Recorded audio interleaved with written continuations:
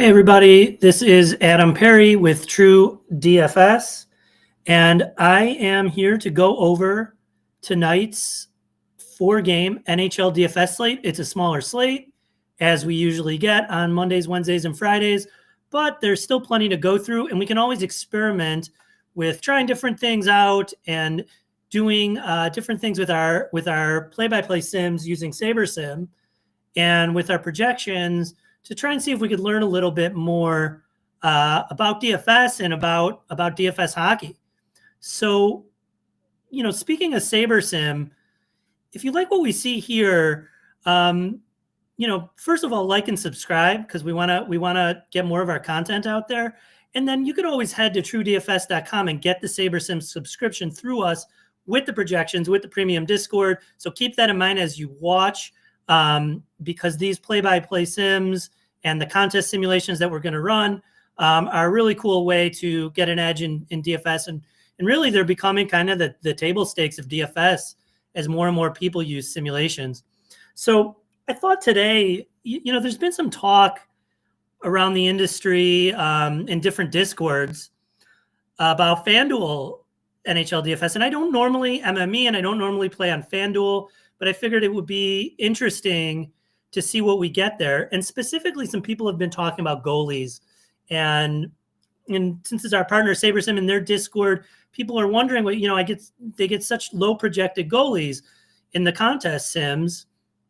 And I wanted to see what we get if we run SaberSim using FanDuel. And the reason people kind of guessed that you might get these low projected, low win probability goalies on FanDuel is just that their ownership is projected to be so low that, if it's a team like the Blackhawks, well, in the 30% of the time someone said, that they win, you get a huge leg up. So I thought that was a really insightful comment made. And I think, we should test it out using their projections. And then look, I want to test out what we get using Goldie's projections and see if there's a difference. So if you project the goalies higher, theoretically, we should get more of them, but we'll see how much the simulations value that kind of ownership fade by using goalies. So, if I just sort by goalie here in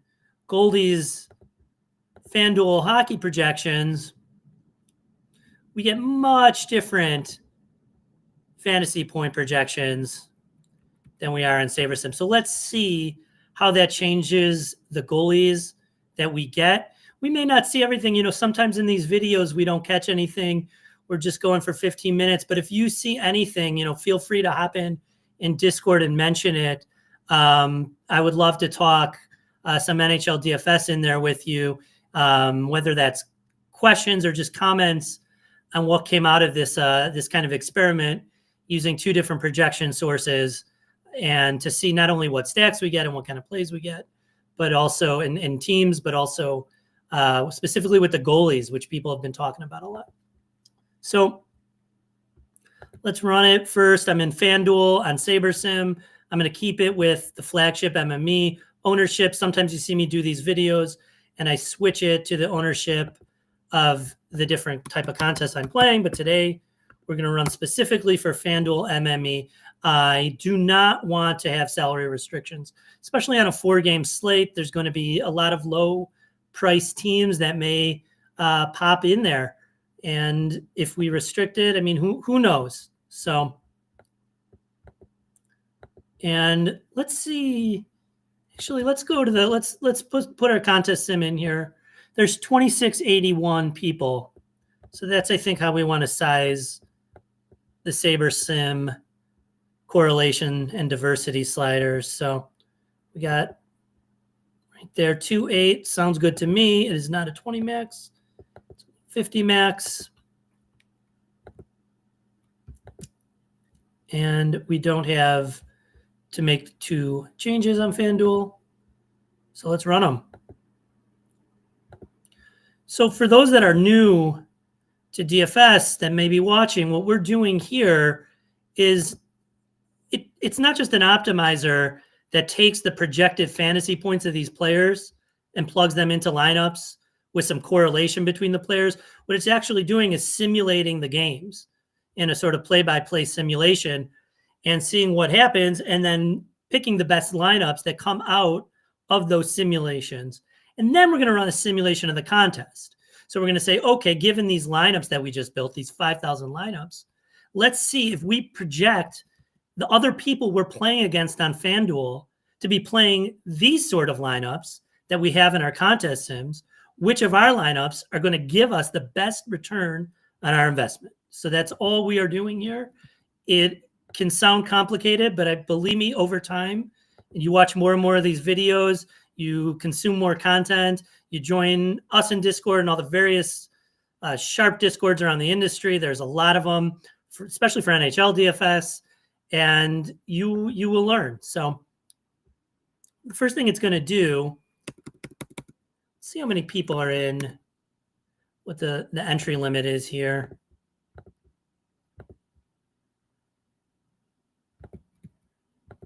Do we not know? We don't know. Okay. Okay, so let's just see in our top 40 lineups. I'm not going to play more than that anyway. If we sort it by the Saber score metric, it's going to give you a lot of Vasilevsky. And that makes sense to me because the Saber score metric puts more weight on projection than the simulations will when they see the ownership in the contest. Notice that a lot. So yeah, you're getting the highest guys in a whole lot of, what percentage? A whole lot of Vasilevsky, 31%. Our stack exposures are pretty large. 4-mans, 3-mans. It's as big as you could get on FanDuel. And it's pretty well projected team, the 3.2 total of the Islanders. Then some Tampa. Tampa's a little higher price, so they're harder to get in. But let's see if we simulated the contest and predict what the field's going to do, then what our best lineups are. We are going to sort that way. Now it changes. So now you get Tampa. You get some of the Vegas, which is a lower total in a tough matchup with Dallas. One of the nice things about this slate is it may be a short slate, but at least we don't have to wait all night to get it done. All the games are within a half hour. So just an aside. And then you get the Chicago at a pretty low total against the Tampa. I mean, you got to kind of like this, all the diversity here. Chicago, you get some Utah, you get some Winnipeg. The Sims are doing a good job of accounting for diversity. Normally we would want a lot of, uniqueness, and we would put in some min uniques to get some diversity, but it seems like the simulations are accounting for that and understanding that our portfolio will do a lot better in the long run if we have some exposure everywhere and we don't put all our eggs in one basket. So it still does like the highest projected team in Tampa, but you're going to get a lot more exposure to other places. Maybe eke out some cashes, or maybe get a bank somewhere else. So let's see. 4-3s, 3-3-2s, a lot of correlation. None of this 2-man stuff makes sense to me. Correlation is king in hockey. Now let's see what it does with the goalies. And remember, we're just using Saber Sims out of the box projections. You're still going to get some Vasilevsky, but then you're going to get one of the lowest projected ownership goalies in Fedotov from Philly. And they may not be likely to win, but in the 40% of the time that they do, you are getting a big jump on the field because you get 12 points for a win on FanDuel for your goalie. So as I mentioned before, and that other people had mentioned and discussed, there is a lot of value in these low-owned goalies. So you'll get some of the Vasilevsky as the highest win probability team on the slate. But here you go you've got your Aiden Hill, who are not a favorite in Vegas. You've got the underdog Blackhawks, the big underdog Utah here against Winnipeg, and then just one of Hellebuck, who's probably the biggest name on the slate at least. So something to think about, and to think about why SaberSim may be doing that. You're going to get a whole lot of the goalies with less of a chance to win, but that are less played. So let's see, though, what happens, though, if you just make changes to the projections. Are we going to still get 50% Fedotov and Adin Hill and Soderblom? Or if we get a higher projection even than before on Hellebuck and a lower one on Vass, if these 17.5% and goes down, or if the 2.5% Hellebuck goes up, let's see. So let's just start a whole new build and then upload Goldie's projections that you get with the TrueDFS membership. Sheets hasn't had a chance to put his up yet. He will. But in the meantime, you get 2 sets. So let's use Goldie's. I'm going to go to upload them.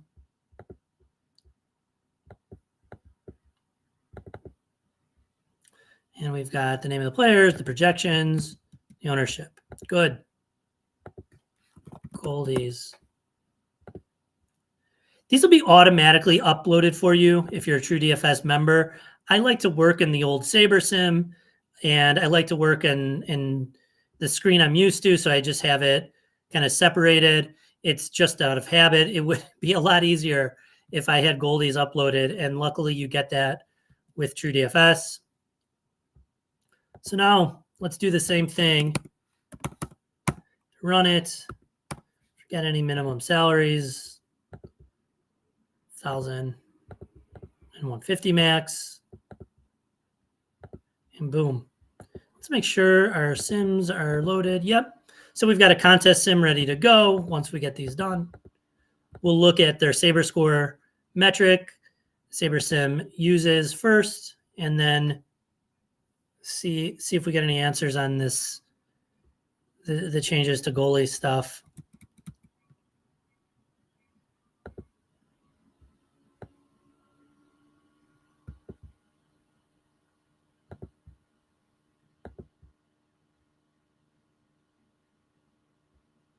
If anyone has any questions and you're watching, feel free to ask them in Discord. I don't know yet how to check the YouTube comments that are coming in on stream. So if you're commenting on stream and I'm missing it, I apologize. So let's see our top 40. Well, there you go. Just changing the projections. I mean, if you use SaberScore, you could forget Vasilevsky. Now you get the top projected goalie in Hellebuck. And let's see. In our stacks, no more Islanders. It's all Tampa. So you get Tampa, you get the highest projected goalie. And, I'm going to guess that doesn't happen with the simulations. So let's see. So now we're simming against the flagship contest on FanDuel for tonight's NHL DFS slate. Going to resort it. It takes a minute. All right. So now, yeah, I mean, it likes the Tampa way more. You put in the higher projections, you get a lot more Tampa lineups and a lot more exposure there. And interestingly enough, the lowest total team, the Utah, comes up pretty high. It makes some sense to me. They're well correlated. I think everyone on their top power play is also in their even strength 1. So that kind of makes sense to me. What you don't get is a lot of the Islanders. And then let's see this goalie question we had. It really changes up who you're going to get at goalie. So Adin Hill, who we were getting some of before, and Hellebuck, who we were only getting 2.5% of, we are now getting 22.5% and 30%. So half our goalie exposure is there. And the Vasilevsky is only at 2. And the Fedotov, who is our highest exposed goalie, we don't get at all. So if you lower the projections, it really changes a lot. And that just goes to say, if you have a projection edge or even a difference in your projection, you're going to differentiate yourself from all the other people that are using this product. So, you use SaberSim out of the box, you get great stuff, and you're going to get a lot of the same stuff as the other SaberSim users. And you get some clumping, you get some high combinatorial ownership, and some things you have to think about as you get more advanced in your DFS play. One of the things we see here is just using a different projection set. Not only do we think that Goldie and Sheets projections are really strong and really sharp, but they're different. And so you're going to be doing something different than all the other people using these simulated tools. So highly recommend getting in there. If you have any questions about this, check out TrueDFS.com. Keep checking out our videos and like and subscribe. You could get access to the SaberSim tools with Goldie and Sheets projections loaded in there day in and day out. If you check out the membership section at TrueDFS.com, you'll join us in Discord. Love to answer questions, love to talk DFS and just chop it up. So good luck on tonight's slate, especially if you're playing on FanDuel, which is not something I do often. And let's get it.